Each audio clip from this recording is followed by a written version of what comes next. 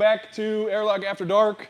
It's gonna be a fun one. This is our last one before the Thanksgiving holiday. So sadly, there is not an Airlock After Dark next week. So I'm glad you're here tonight to enjoy this.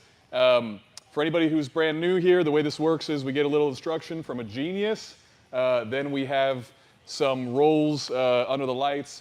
We have our sponsor to thank, Old Greg Brewing Company. There is beer on tap over there, and Element as well if you are under 21. So help yourselves. I think everybody did the waiver that I saw come in. So welcome to all our guests for being here for the first time.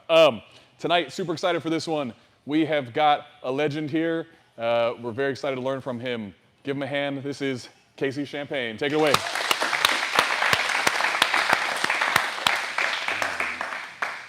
Thank you for those of you who are just meeting me for the first time. I've been an instructor at 10th Planet Austin for, I don't know, it feels like, yeah, I mean, a long time. It's been open for 10 years. I've probably been teaching since my second year. They needed a leg lock class. Well, I requested one, and Curtis said, why don't you start it? And so ever since then, I've been teaching jiu-jitsu. So I've gone through phases, and injuries have taken me down certain routes, various interests have taken me down certain routes. And so I feel like I've learned a lot of stuff that I don't use. I feel like I've learned a lot of stuff that I use. I think everybody that does jiu-jitsu long enough realizes that you get to a point you've learned a lot of stuff, and then you throw most of that out, and you stick to the stuff you know that works for you. So I really consider myself an expert in two submissions. But more above and beyond all the other submissions I know. One is my first love, the inside heel hook. The second is my second love and the best submission in jiu-jitsu, the arm triangle. Okay? I believe the arm triangle is the best submission in jiu-jitsu because I believe the mount is the best position in jiu-jitsu. I believe the mount is the most dominant position in fighting. I believe the only reason that the RNC is the most prodigious submission in UFC history is because people don't like getting punched in the face. Mount is the most dominant position, okay? If mount wasn't the most dominant position, why does everybody give me their back when I mount them? Okay, I heard BMAC say that once, and I was like, yeah, it's absolutely true. Every time I get to mount, people are begging me to take their back. Okay, so we're gonna talk about arm triangles. We don't have a lot of time. I like to set up arm triangles through a position called the chopping block, okay? And I have an entire system that, over the years and through the various teachers that at 10th Planet and other schools that I've kind of built, I give a lot of credit to BMAC, but I've pulled from several other guys as well, to kind of create a little system around chopping block and the arm triangle, okay? It's important to understand you got to get to this position and you got to be patient. And the guy or girl has to ask you to arm triangle them. Okay? That's the one thing we're going to get out of today. I hope that that's it. Okay? It's one of 4 options that are available in my system that I taught all the students at 10th Planet Austin and 10th Planet Oak Hill. It's one of 4 options. You don't get to go there and I'm just gonna hit A, punch. That's not how it works.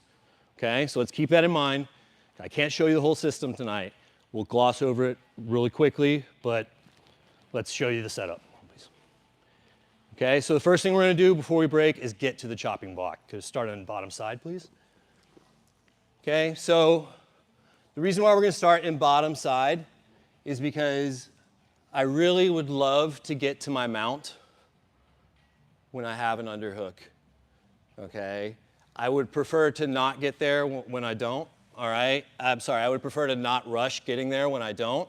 So a great position where I can feel safe about mounting is a solid side control where I've got nice cross-face pressure and underhook here. All I'm gonna do when I mount, okay, is as I mount, I'm just gonna feel free to open my hands here, and I'm gonna start to walk my fingers at his elbow joint in a circle here.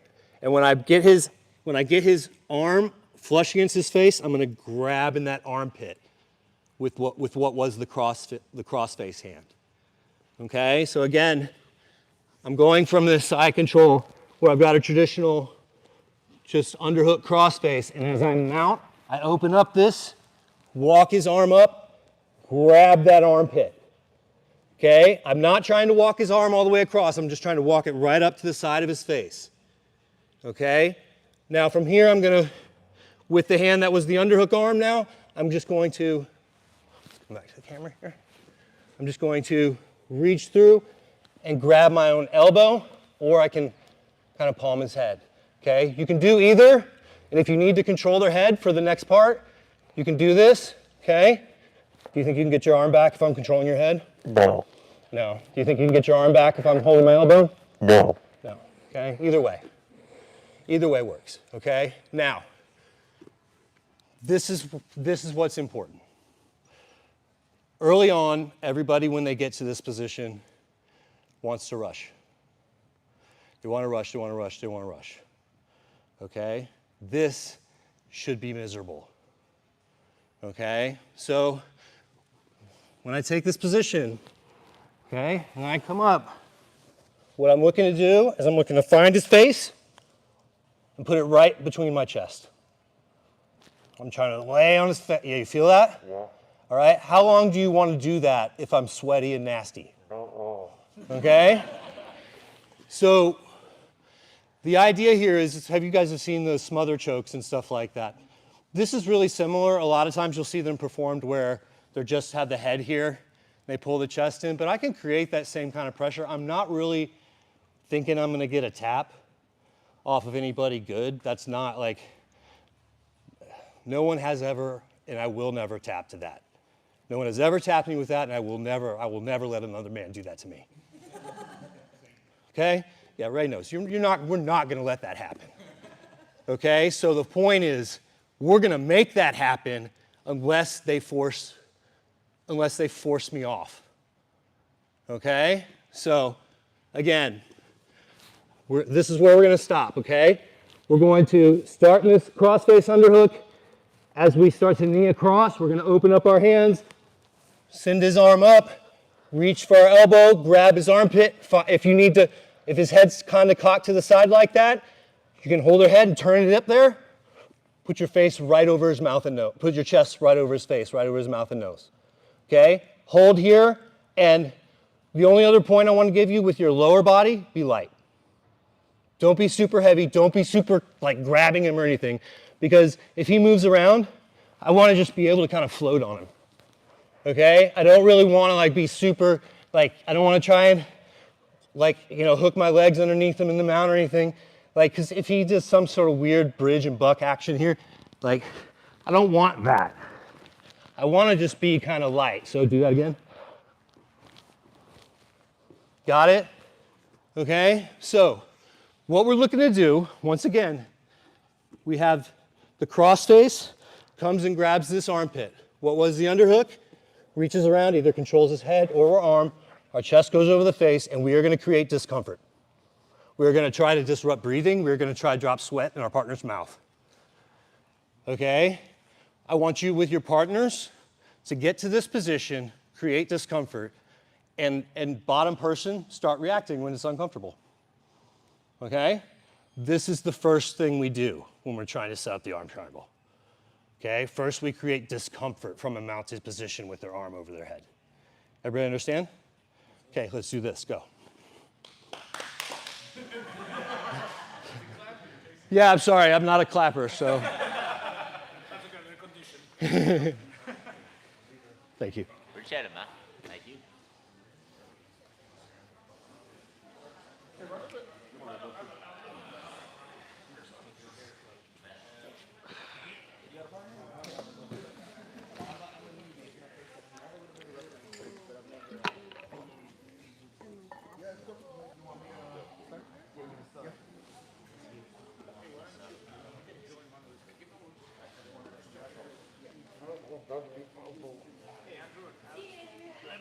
So let's try to not force his arm over his head. I just want it right there.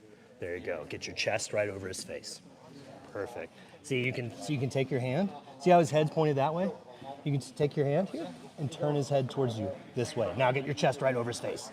There you go. You're trying to make him suffocate. Okay?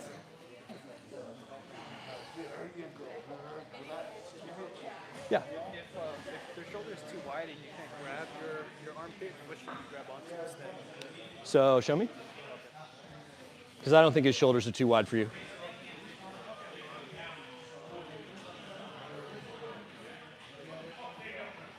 So yeah, that's not the armpit. Got your partner right here. Yeah. So the armpit you're trying to grab is with this arm under there. I see. Okay, then this one comes through and grabs here. And you're trying to center your chest over his nose and mouth. Yep, just like this. And so what you'd like to do here is hang out here and make him as uncomfortable as possible and make him tell you that he doesn't want to be here. Okay. Okay? Thanks, Coach. Yep.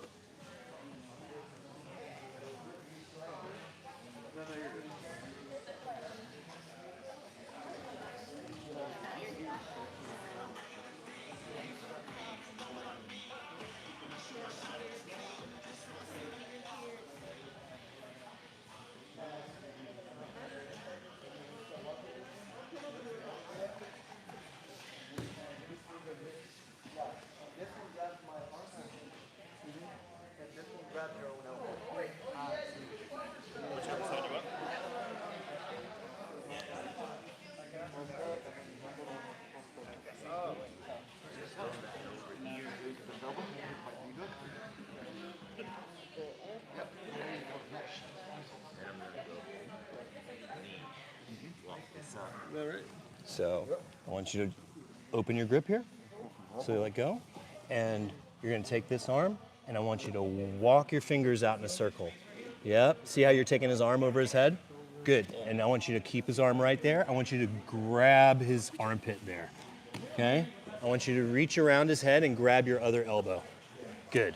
Now, what I'm looking now for is I want you to put your chest right over his mouth and nose and put it down on it. Okay? And the idea here is that you want to make his breathing uncomfortable. You want to drop sweat in his face to cause him to react to this. Okay? That's all.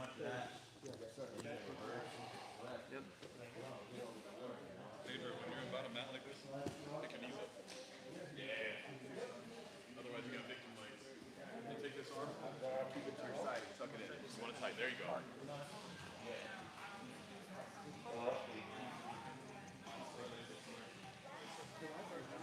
Okay, folks, time.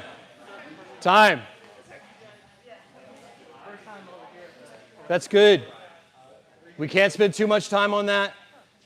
The idea here is, remember, is we want our chest directly over our partner's nose and mouth. We want to put some pressure into that to create discomfort, okay, to create reactions. Okay, if you got far enough with your partner, maybe you were testing out some reactions. I'm going to use Scotty real quick. He's going to play top on me. And I'm going to briefly talk through kind of the system, okay? And the system from my perspective of here's the main reactions that I teach, and then we'll come back to play on top and, choke some people, all right? But first, we need to kind of talk about how you might expect people to react. Go ahead, Scotty.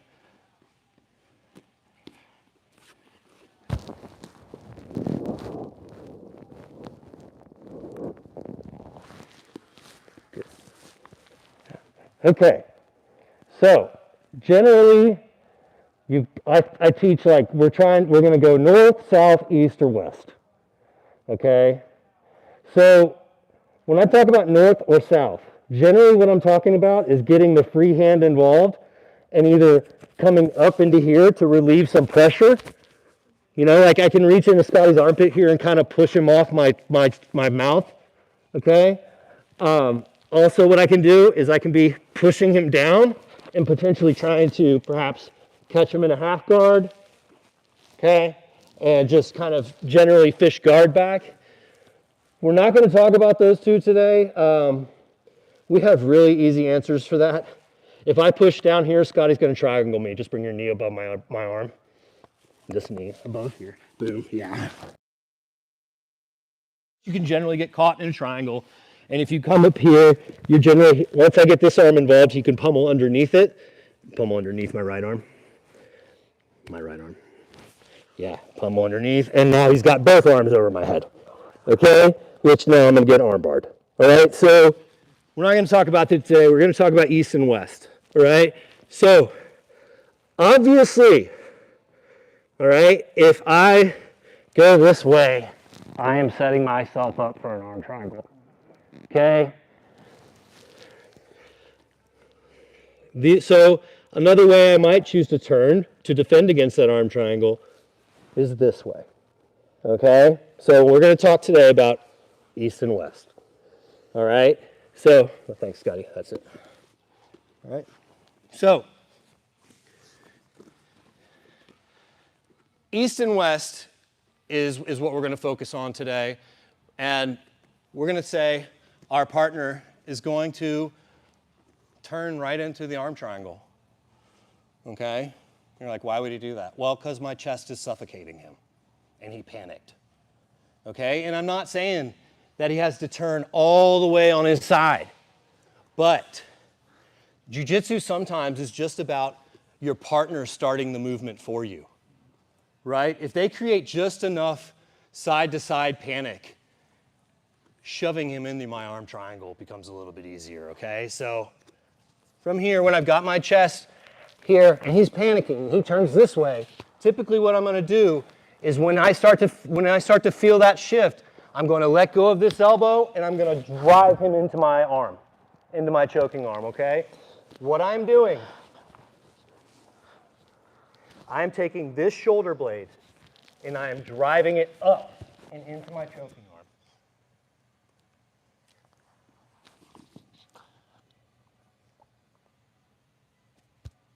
Okay? Now, I didn't join my hands. I just pushed my chest into his shoulder. Okay? So, what I had to do was as he turned up, I had to shove that shoulder in, and then I had to get under it. Okay? Now, if you're good, if you understand that pressure, the best way to make sure you know the choke, push him in, grab his armpit, finish it one-handed. Okay? So how are we finishing it though? We're getting under the shoulder blade and pushing him into the choking arm. Okay? I have been taught arm triangles by like 16 different people, and I sucked at it all the way up until like late purple belt. Okay? You have a job to do. Everybody's body is different. Okay? But everybody can do the job. Okay? The job is taking this shoulder and driving it into the carotid artery. Okay? The job is taking the noose and tightening it, but with the pressure of your body. Okay? It's not, you didn't feel me, I wasn't like pulling hard on your neck or anything like that. You felt everything was pushing you into the choke, yeah? Yes.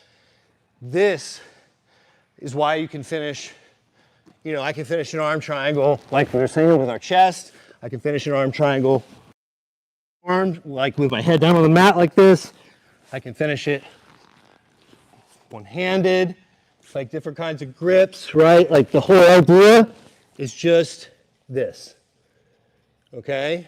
So, with your partners, all I want now is your partner to, from this chopping block, to turn for you. Okay? Just literally turn. Okay? Don't fight it. Turn for your partner. Allow your partner to find that shoulder blade. Push them into the choking arm. My biggest tip with this choking arm, go diagonally down the back. Okay? Here. Don't go here. Go here. Okay? Then watch.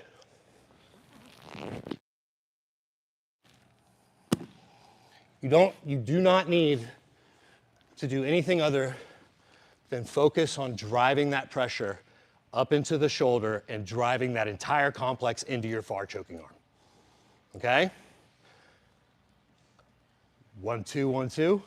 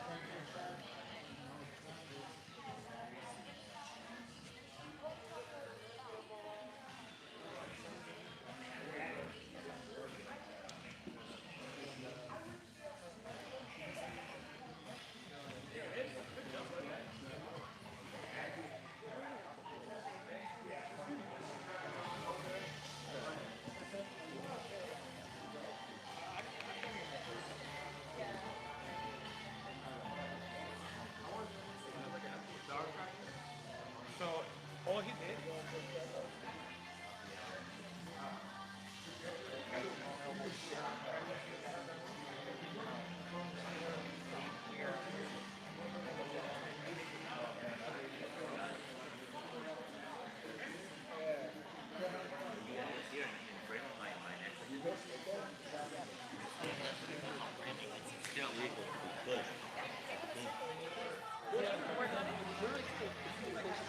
What's up, man? Welcome back.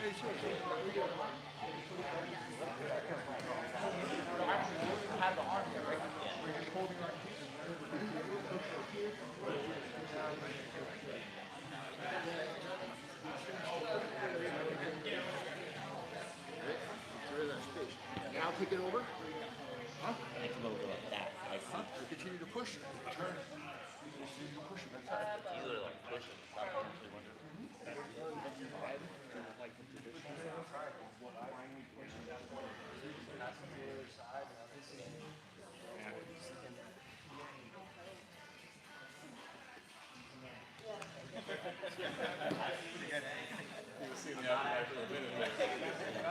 I don't use them. I'm literally. Very little. I see what I see. Very little. Yeah. I don't know how I feel about finishing one. It's okay. The idea is that all the way two hands together, you're desperate for success. You know what I'm saying? Like, yeah. So when you get under that, just try dropping this hip to the mat and keeping that leg over and mount. And then driving into it. Wow.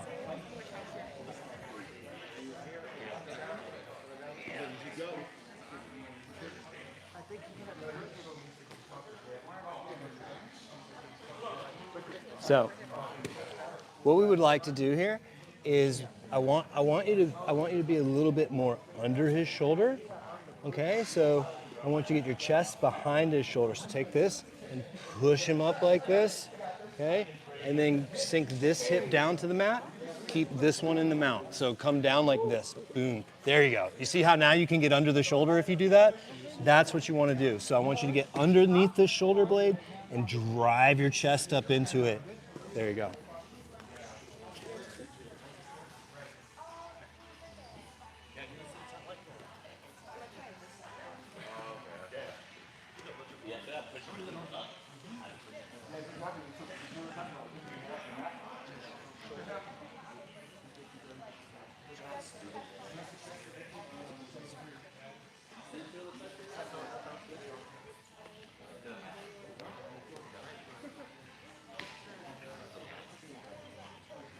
Yeah, I'm more of a one-handed tennis too.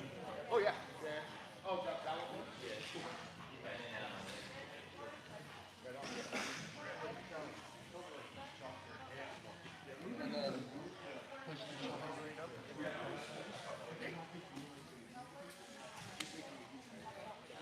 That was better? Yeah.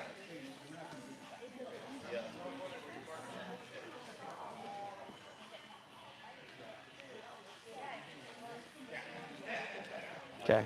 All right, we're almost there. We're almost there. All right, so you're good in that you're pushing that shoulder blade up. Now, what will help is if you drop this hip to the mat. No, no, no, no. I want you to straighten this leg, drop that hip to the mat. Yeah, and you get your chest more underneath his shoulder so you can drive into the choking arm. Okay? Yeah. So you keep that mount leg on. I don't want you to come off to side control. Keep that mount leg off, but drop that hip to the mat so you can get more under his shoulder.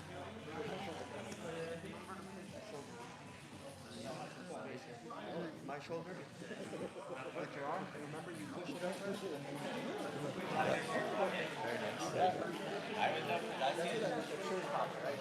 Head's going to explode, which is also good too.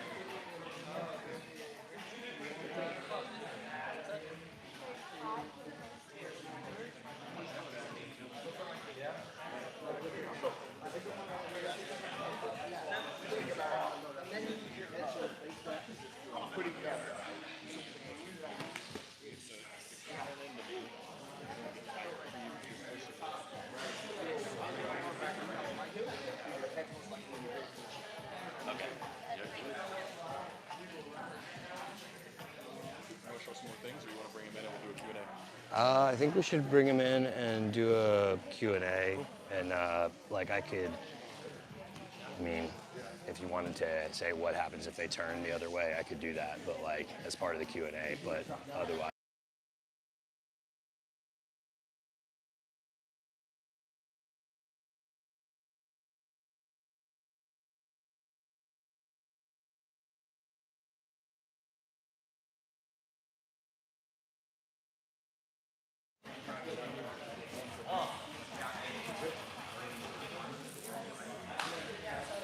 All right, you're on. All right, bring it in, everybody, bring it in. Have a seat, get comfy. First of all, let's get a hand for Casey.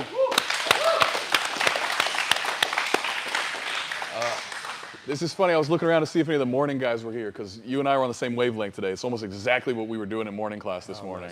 Nice. Love that top pressure into a head and arm situation. So tell us, first of all, how long have you been training jiu-jitsu for, and how much of that was here in Austin?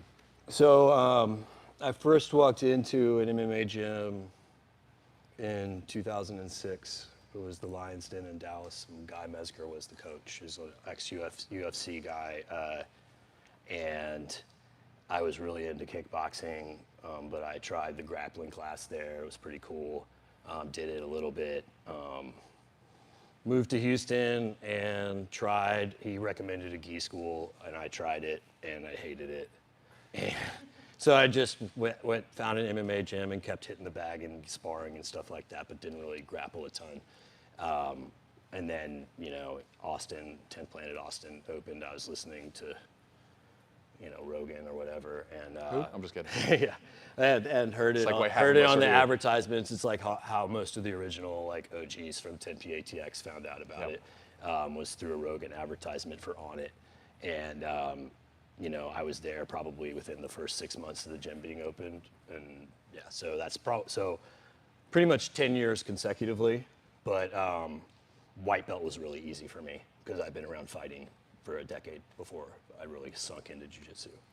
That's I don't think a lot of people can relate to that sentence. White belt was easy for me, but that's cool. That's cool. It was easier for me than it was for a lot of my fellow white belts. I kind of progressed through that really fast. Nice. Like when I was with Curtis, I got a white belt or a blue belt in less than a year. Most people that don't do that, right? So, so I've been around martial arts, MMA for the better part of 2 decades, but passionate about jiu-jitsu for just the last decade. So what keeps you coming back and doing it every single day, wanting to train? I don't want to train every day. I've had 5 different surgeries from combat sports. My body's paid the price over the years, and so don't try and kill me when we roll later, because I'm not going to be happy about that. I like to train for fun. I like to train for the social connection. I really love teaching because, like I said, I've been around martial arts for 20 years. Everybody in their life goes through some times that are pretty tough, and martial arts has been, my guiding light at times that I've really struggled, and so it's really important to me, even though my body can't really do what it used to be able to do, to stay connected to it and pass on knowledge, because I don't want people to quit, right? I want them to keep going, because I know just how much it's benefited my life, sticking it out and training through some of the hardest moments. So. Very nice. Got to ask you this one. You can fight anybody, alive, dead, fictional. Who are you fighting? And I'm going to assume it's a head and arm choke or an inside heel hook that you're looking for, but you can let me know if that's wrong. Who are we fighting? What are you hitting? God, that's such a hard question. I used to say it was Joe Rogan for bringing all these Californians to Texas. And I would probably have to try inside heel hook him, because I know he doesn't know leg locks as well as I do. Wow. Well, I mean, he learned it at a different time, right? He was, I don't want to get stuck on the bottom of him for sure, I can tell you that. But, most guys that are not modern black belts, I'm definitely going to their legs. Nice. Nice. He wants all the smoke. You heard it here first. I didn't say it. He did. I want none of it. Joe, Just on don't camera? look me up. Not that you would. All right, cool. What am I missing? Oh, I don't have an announcement for you this week about the next guest. We know who it is, but I'm not going to announce it until after Thanksgiving, I think. Yeah, it's going to be another great one, so save it for the week after Thanksgiving. Reminder, drinks available, help yourselves. We'll get the crazy lights on for some cosmic rolling, get the music going. Let's do a quick pick before we get into it, since it's such a big room. And also, always going to mention, we have a big room and a few newbies here, so like be careful with your space, watch out for people around you, you know. Might not be the day for takedowns, at least at first when we're all trying to share the mats. So, you know, if there's not room for you, have a beer. You'll get in the next round. It's all good. Stay and roll for a while, all right? Cool. Let's give one more hand for Casey, everybody. Good work, man. All right. YouTube, you're done. You missed it. Get out of here.